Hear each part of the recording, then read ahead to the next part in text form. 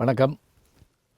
நம்ம பயணப்படுறப்ப பல்வேறு வகையில் பயணப்படுவோம். இப்போ பஸ்ஸில் ஏறினோடனே டிக்கெட் வாங்கிட்டோமான்னு கேட்போம். ரயிலில் டிக்கெட் வாங்கிட்டு ஏறுவோம். நடுவில் செக் பண்ணால் அதை கொடுப்போம், எல்லாம் பண்ணுவோம். அப்புறம் போய் டிக்கெட் வாங்குகிற முறை மாதிரி நம்ம பதிவு பண்ணக்கூடியதை நம்ம இதிலேயே பார்த்துட்றோம். இதெல்லாம் புது புது விஷயங்களாக நமக்கு தெரியுது. அதே போல் டிக்கெட் வேண்டியதில்லை, நம்முடைய செல்லை அப்படி காமிச்சாலே போதும், எல்லாமே வந்துடுது. இதெல்லாம் உள்ளூரில் சரி. வெளிநாடு போகிறோம்னு வச்சுக்கோங்களேன். வெளிநாடு போகிறப்ப இருக்கக்கூடிய முக்கியமான விஷயம் என்ன அப்படின்னா, பாஸ்போர்ட், விசா. இது நம்ம வாங்கிட்டு இமிக்ரேஷன் ஒன்று இருக்கும். அதாவது இப்போ நான் சிங்கப்பூர் போகிறேன்னு வச்சுக்கோங்களேன். என்கிட்ட முதல்ல இந்த கடவுச்சீட்டுன்னு சொல்லக்கூடிய பாஸ்போர்ட் இருக்கணும். சரி, ரைட்டு.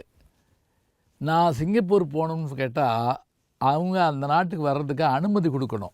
அதுக்கு பேர் தான் விசா. இதுக்கு நான் அப்ளை பண்ணணும். அதில் என்னென்ன காரணத்துக்காக போகிறேன், நண்பர்களை பார்க்க போகிறேன், சுற்றத்தாரை பார்க்க போகிறேன், வேலைக்கு போகிறேன், சுற்றி பார்க்க போகிறேன். இதில் டூரிஸ்ட் விசா உலகத்தில் ஈஸியாக கிடச்சிடும் எங்கே போனாலும். படிக்க, வேலை பார்க்க, இதுகளுக்கு தான் கொஞ்சம் சிரமம்.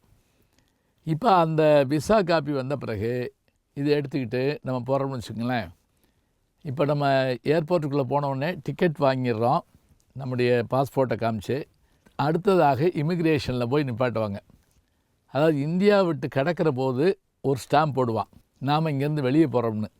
அங்கே போன உடனே அவங்க ஒரு ஸ்டாம்ப் போடுவாங்க, உள்ளே வந்துட்டாங்க அப்படிங்கிறதுக்காக. திரும்ப வர்ற போது அங்கே என்ன பண்ணுவாங்கன்னா, நம்ம கிளம்பிட்டோங்கிறதுக்காக ஒரு ஸ்டாம்ப் போடுவாங்க. இங்கே வந்த பிறகு நம்ம உள்ளே வந்துட்டோங்கிறதுக்காக ஒரு ஸ்டாம்ப் போடுவாங்க. ஸ்டாம்ப் போடுவாங்கன்னு ஈஸியாக சொல்லிவிட்டேன் உங்களுக்கு. ஆனால் இதுக்கு நிற்கக்கூடிய நேரம் இருக்குது பாருங்க, 3 மணி நேரம் 4 மணி நேரம் ஆகும். அவ்வளவு கூட்டம் இருக்கும். அதுவும் உலகத்திலே பெரிய ஏர்போர்ட்டுகளில் ஒன்று ஹாங்காங் ஏர்போர்ட். நாங்கள் எல்லாம் ஒரு 8 மணி நேரம் 9 மணி நேரம்லாம் இருக்கேன். டிரான்சிட் அப்படிமோ, ஒரு இதுலேருந்து இன்னொரு ஃப்ளைட் மாறுறது. இப்போ நம்ம இந்த பஸ்ஸில் இறங்கி அந்த பஸ்ஸுக்கு போங்கன்னு சொல்லுவாங்க இல்லையா, இந்த பஸ் ஸ்டாண்டு இல்லைங்க அந்த பஸ் ஸ்டாண்டுங்க அப்படிம்பாங்களா. அது மாதிரி இந்த கேட்டை தேடி போகிறது இருக்கு இல்லையா, அடே அப்பா, அது மாதிரி கஷ்டம் எதுவும் கிடையாது. சரி, இப்போ இங்கேருந்து போகிற போது இந்த இமிக்ரேஷனுக்கு நின்ன உடனே நம்ம ஊர்லேயே 100 கேள்வி கேட்பாங்க. நீங்கள் எதுக்கு போகிறீங்க, என்ன விஷயமா போகிறீங்க, நீங்கள் தானா, எல்லாம் பார்ப்பாங்க. அதே போல் அங்கே வர்றப்ப சில சமயத்தில் அவங்களுக்கு சந்தேகம் ஏற்பட்டால் நம்மளை உண்டு இல்லைன்னு பண்ணிடுவாங்க. நான் மாட்டியிருக்கேன் அந்த மாதிரி.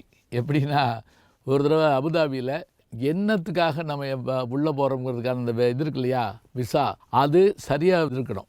சிறப்பு விருந்தினராக வந்திருக்கோம்னா அதில் ஃபில்லப் பண்ணியிருக்கணும். அதாவது நம்ம கலை நிகழ்ச்சிக்கு வந்திருக்கோம் அப்படின்னா அதுக்கு தனி விசா. இல்லை நம்ம பிஸ்னஸ்க்காக வந்திருக்கோம் அப்படின்னா அதுக்கு தனியாக விசா. இல்லைன்னா மாற்றி உட்கார வச்சுடுவாங்க. 3 மணி நேரம் வரைக்கும் என்னை உட்கார வச்சுட்டாங்க, ஏதோ சின்ன சந்தேகம் இதெல்லாம் நடக்கத்தான் செய்யும். ஏன், நீங்கள் மை நேம் இஸ் கான் அப்படின்னு ஒரு படம், ஷாருக் கானுடைய படம் நீங்கள் பார்த்துருப்பீங்க. அமெரிக்காவில் எப்படி கஷ்டப்படுத்துகிறாங்க அப்படிங்கிற விஷயத்த என் இனிய நண்பர் பத்மஸ்ரீ கமலஹாசன் அவர்கள் கூட ஒரு தடவை அமெரிக்க ஏர்போர்ட்டில் ரொம்ப கஷ்டப்பட்டு வெளியே வந்தேங்கிற விஷயத்தை சொன்னார். என்னென்னா, அவங்களுக்கு ஏதாவது ஒரு சின்ன இது ஏற்பட்டால் வரிசையாக கேட்பாங்க, போவாங்க, வருவாங்க. இது நடந்துக்கிட்டே இருக்கும். இப்போ வரைக்கும் இந்த நடைமுறைகளை பார்க்குறப்ப நமக்கு ஏன்டா வெளிநாடு போகிறோம் அப்படின்னு கூட தோணும். ஆனால் இதுக்கு ஒரு விஞ்ஞான விடிவு வந்திருக்கு. எல்லாத்துக்குமே விஞ்ஞான விடிவு வரும். எப்படி இப்போ ஸ்கேன் பண்ணுறது வந்த உடனே, இப்படி உள்ளே கொடுத்த உடனே எடுத்த உடனே ஸ்கேன் பண்ணுறோம் இல்லையா, அது மாதிரி இப்போ பேரலல் ரியாலிட்டி அப்படின்னு ஒன்று வந்திருக்கு. இப்போ அமெரிக்காவில் டெட்ராய்ட் அப்படிங்கிற அந்த நகரத்தில் விமான நிலையத்தில் இதை முதல்ல அறிமுகப்படுத்தியிருக்காங்க. இப்போ உதாரணமாக நான் என்கிட்ட இருக்கக்கூடிய எந்த பாஸ்போர்ட்டையோ மற்ற காப்பியோ எதுவுமே எடுக்க வேண்டாம். நான் போய் ஒரு கேமரா முன்னாடி நிற்கிறேன்னு வச்சுங்களேன், அது என்னை முழுக்க ஸ்கேன் பண்ணும். ஸ்கேன் பண்ணுறப்ப பாஸ்போர்ட்லேயும் விசாலையும் என்னென்ன செய்திகள் இருக்கோ அத்தனையும் என் உருவத்தை பார்த்தோன்னே வந்துடும். அது மட்டும் இல்லை, நான் எங்கே போகணும், என்ன விஷயம், நான் போக வேண்டிய கேட் என்ன, நம்பர் என்ன, இது எல்லாமே எனக்கு ஏற்றாப்படக்கூடிய ஸ்க்ரீனில் தெரியும். இதில் ஒரு ஆச்சரியம் என்னென்னா, இது எனக்கு மட்டும்தான் தெரியும், என் கூட நிற்கிறவருக்கு என்னையை பற்றி தெரியாது. இது நம்புகிறோமா? இது மந்திரவாதி படங்களை தான் பார்ப்போம். அவன் கண்ணுக்கு தெரியாது, என் கண்ணுக்கு மட்டும்தான் தெரியும்னு சொன்னால் நம்ப மாட்டோம். இப்போ பேரலல் ரியாலிட்டியில் இந்த மாதிரியான ஒரு செயல்பாட்டை செஞ்சு காமிச்சிருக்காங்க. இது வந்துருச்சுன்னா உண்மையிலேயே பெரிய சந்தோஷங்க. இன்னொன்று ஞாபகம் வச்சுக்கோங்க, அதாவது நம்ம முகத்தை கேமராவில் செக் பண்ணுறது ஒரு வகை. அப்புறம் பெருவிரலை வச்சு இப்படி இப்படி 2 விரல் வைக்க சொல்லுவாங்க, ஆள்காட்டி விரல் இப்படி வச்சு போகணும். இதெல்லாம் காட்டிலும் சில நாடுகள் என்ன பண்ணுவோன்னா, கண்குள்ளே இருக்கு இல்லையா கருவிழி, அந்த கருவிழியை செக் பண்ணுவாங்க, கேமரா அதில் போகும். ஏன்னா இந்த ரேகையில் கூட மாற்றிடுவாங்களாம், இந்த கருவிழியை மாற்ற முடியாதான். இப்போ இதெல்லாம் பண்ணி பார்த்துருக்கோம். நம்ம இப்போ பார்த்திங்கன்னா நம்ம அரவிந்த் மருத்துவமனையில் நிற்கிற மாதிரி கண்ணுக்கு நேரம் கேமரா கொண்டு வைப்பாங்க, அதையும் பார்த்துக்கிட்டு இருக்கணும்.